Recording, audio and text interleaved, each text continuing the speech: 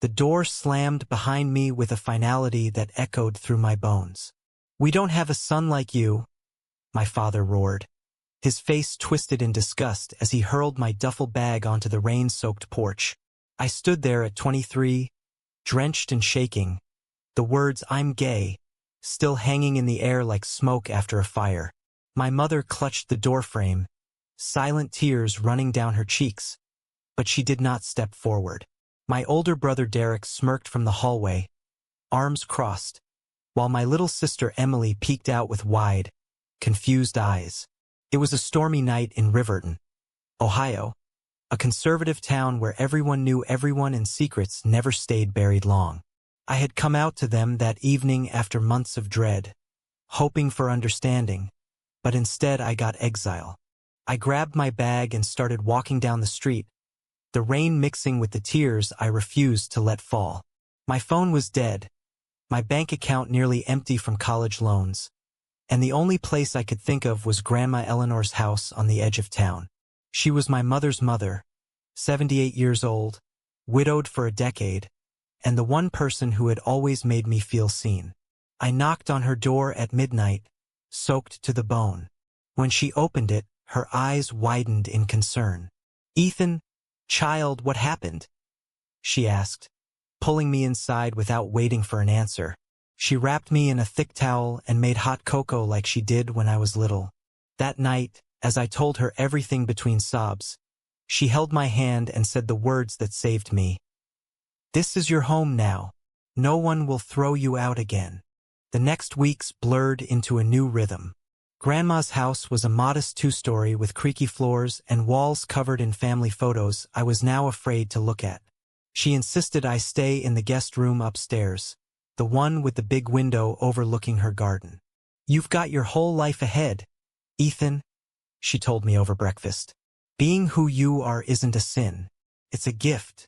Her acceptance felt like oxygen after drowning. I got a job at the local bookstore, stacking shelves and recommending novels to quiet customers. The pay was modest, but it covered groceries and let me help with utilities. Grandma never asked for rent.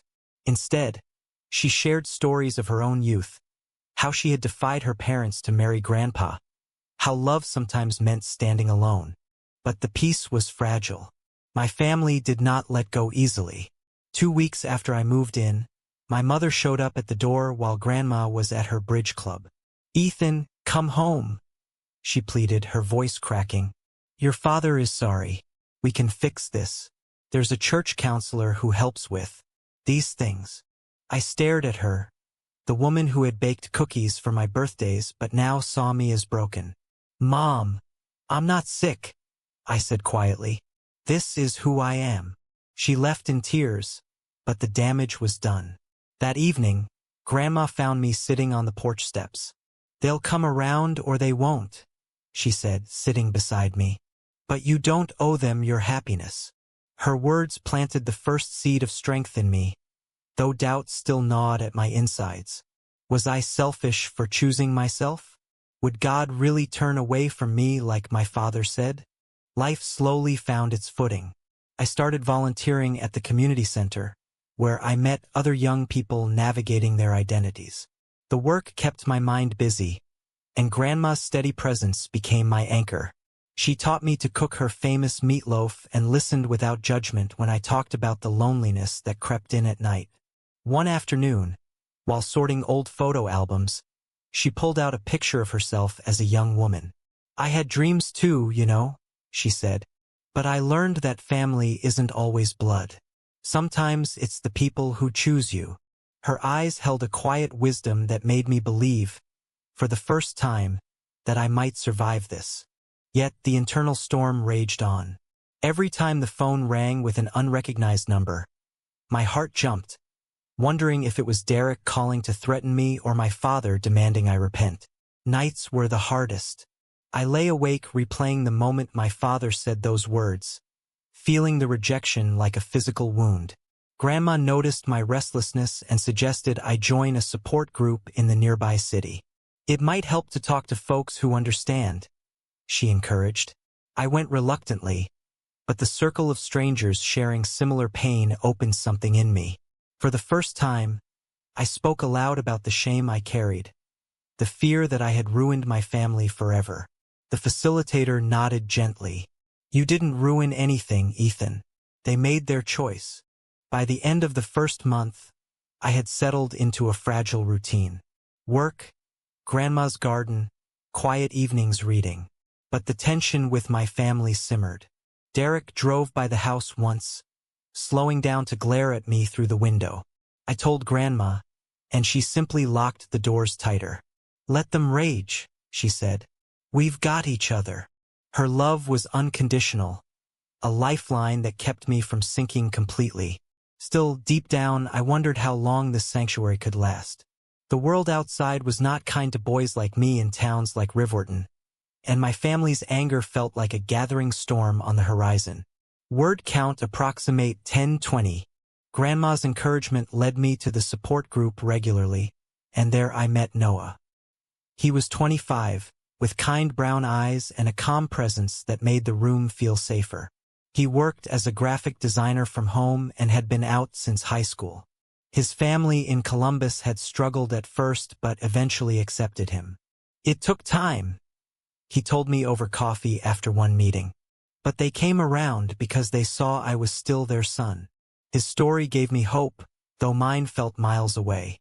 We started talking more, text messages turning into late-night calls. Noah listened without trying to fix me, and for the first time since coming out, I felt seen as more than my sexuality. Grandma adored him from the start. The first time he visited, he brought flowers for her garden and helped her repot her tomatoes. He's a good one, Ethan, she whispered to me in the kitchen. Don't let fear push him away. Our relationship grew slowly, built on shared walks in the park and quiet dinners where we talked about books, dreams, and the weight of family expectations. Noah understood the guilt that still haunted me. You didn't choose to hurt them, he said one evening as we sat on the porch swing. They chose how to react. His words challenged the voice in my head that whispered I was the problem. Meanwhile, my family escalated. My mother started calling Grandma daily, begging her to talk sense into me. Grandma politely but firmly refused. Karen, your son is happy here. Let him be. The calls grew heated. One Sunday, my father showed up with Derek. They stood on the lawn, demanding I come out. This woman is filling your head with nonsense, my father shouted at Grandma. She stepped onto the porch, small but fierce. Robert, you threw your own child into the street. Don't you dare lecture me about family. The confrontation left me shaking. I watched from the window as they drove away, torn between anger and a desperate wish for reconciliation. Noah held me that night after I broke down. You're allowed to be angry, he said, and you're allowed to protect your peace. His embrace was steady, a contrast to the chaos inside me. I had never had someone fight for me like this. Yet the moral dilemma gnawed deeper. Was cutting ties with my family the right choice, or was I abandoning them in their ignorance? Grandma sensed my turmoil. Forgiveness doesn't mean going back, she advised. It means freeing yourself from their chains. Her wisdom came from years of quiet strength, and I clung to it. Work at the bookstore became my escape. Customers shared stories, and I found solace in recommending tales of resilience. Noah and I went on our first real date to a small Italian place in the city. Over pasta, he shared his own struggles with a homophobic boss early in his career. I almost quit, he admitted, but I realized running wouldn't change anything. Standing up did. His courage inspired me. Back home, Grandma waited up with tea, asking about our evening with a knowing smile. Love looks good on you, sweetheart. But peace was short-lived. Derek started spreading rumors around town, calling me names at the local bar. Friends from high school stopped texting. The isolation pressed in, making me question every decision. One night, after a particularly vicious call from my mother accusing me of breaking the family, I sat in the garden with Grandma. Why does it have to be this hard? I asked. She took my hand. Because real growth always is. But you're not alone anymore. Her words carried me through, yet the pressure built like a dam ready to burst. Noah noticed my withdrawal and gently pushed me to open up. We're in this together, he promised. Still, the fear that my choices would cost me everything lingered. As weeks turned to months, my bond with Noah deepened into something real and tender. We shared vulnerabilities over long drives, talking about the future we might build. Grandma's health remained strong, her laughter filling the house. But I could not shake the sense that my family's resentment was a ticking bomb. The confrontations left scars, forcing me to confront my own capacity for resentment. Did I have the right to happiness at the expense of their approval?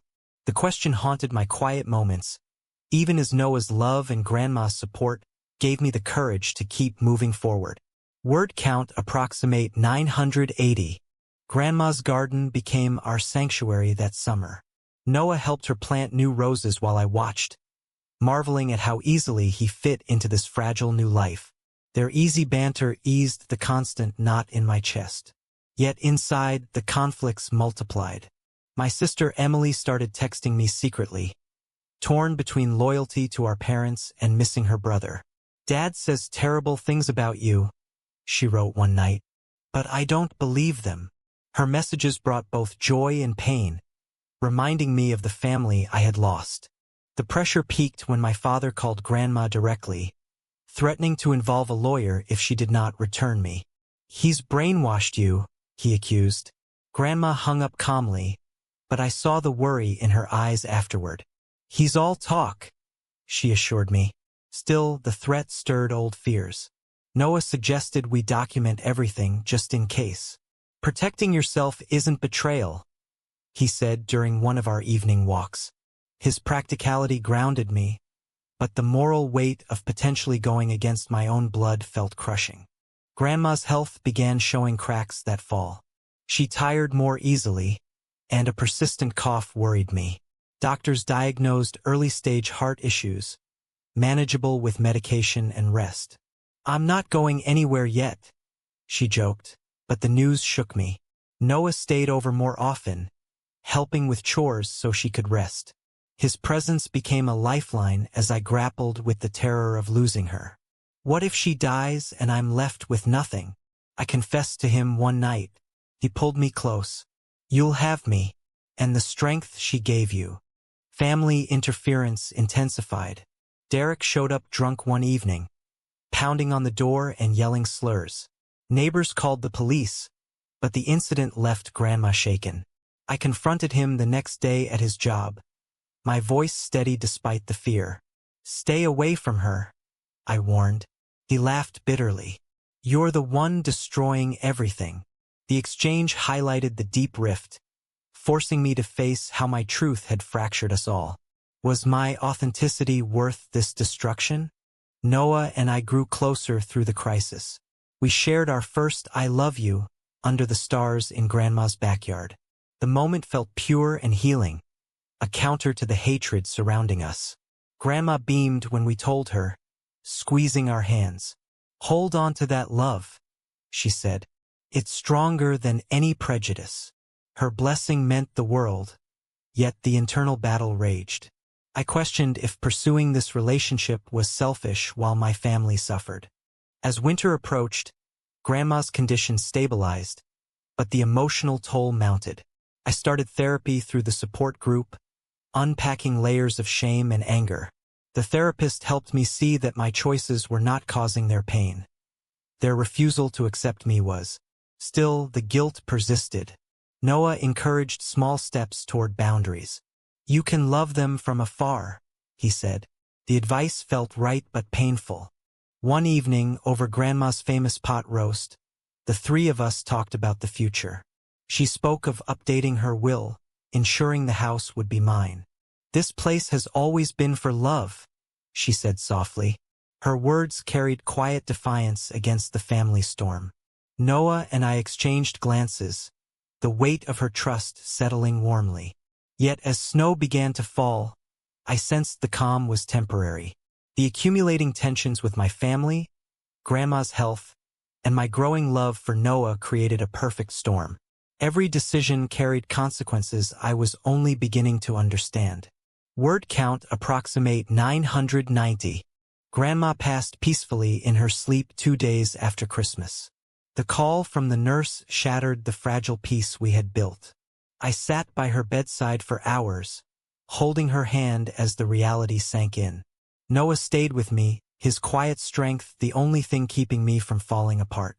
The funeral was small, attended by a few neighbors and friends from the support group. My family arrived late, dressed in black, their faces masks of grief mixed with resentment. My mother hugged me stiffly, whispering, "She would have wanted us together." I pulled away, the hypocrisy stinging. The reading of the will happened the following week in a lawyer's office downtown. Grandma had left the house, her savings, and most of her possessions to me. To my grandson Ethan, who showed me the true meaning of courage and love, the document read. My father's face turned purple. "This is manipulation," he snarled. She was old and confused. The lawyer calmly explained the will was ironclad, witnessed months earlier. Derek stormed out, my mother in tears. The victory felt hollow.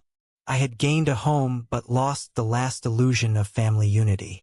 In the weeks after, the disputes escalated. My parents hired a lawyer to contest the will, claiming undue influence. Court dates loomed, draining what little savings I had. Noah helped me navigate the paperwork, his steady presence a balm. "She chose you because she loved you," he reminded me during late nights sorting her belongings. Sorting through her things brought waves of memories. Her handwritten recipes, old letters from Grandpa, photos of me as a child.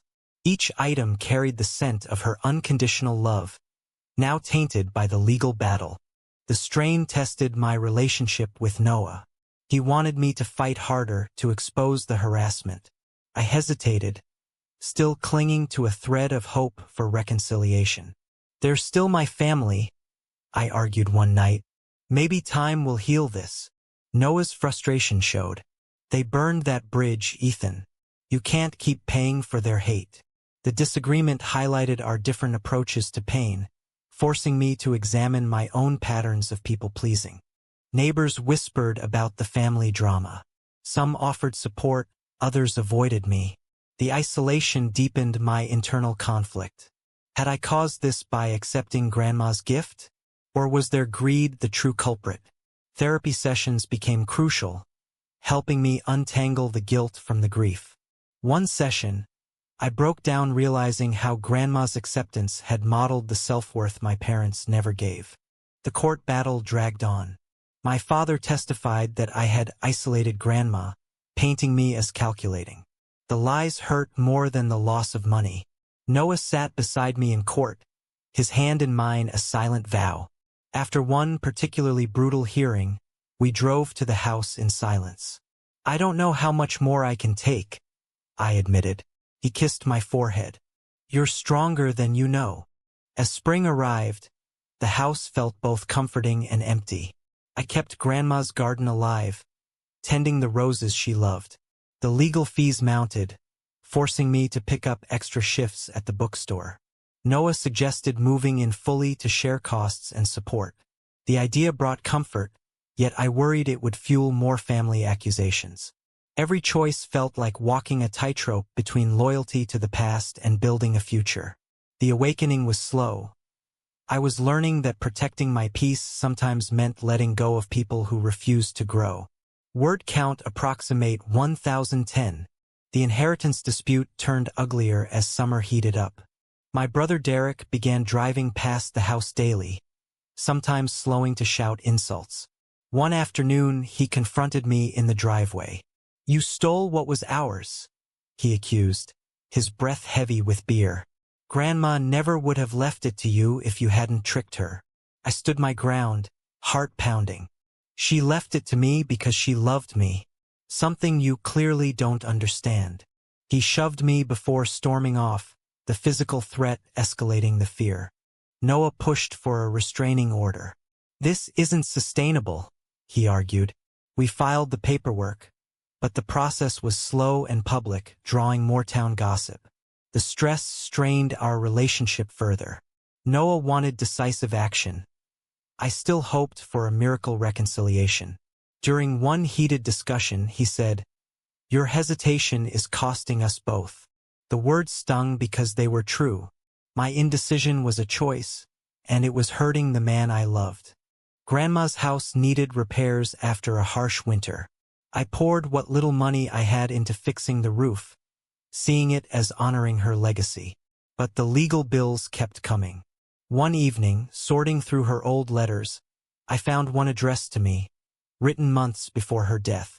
"If you're reading this, I'm gone," it began. "Know that I chose you because you taught me bravery in my final years. Don't let them take your light." Tears fell as I read it.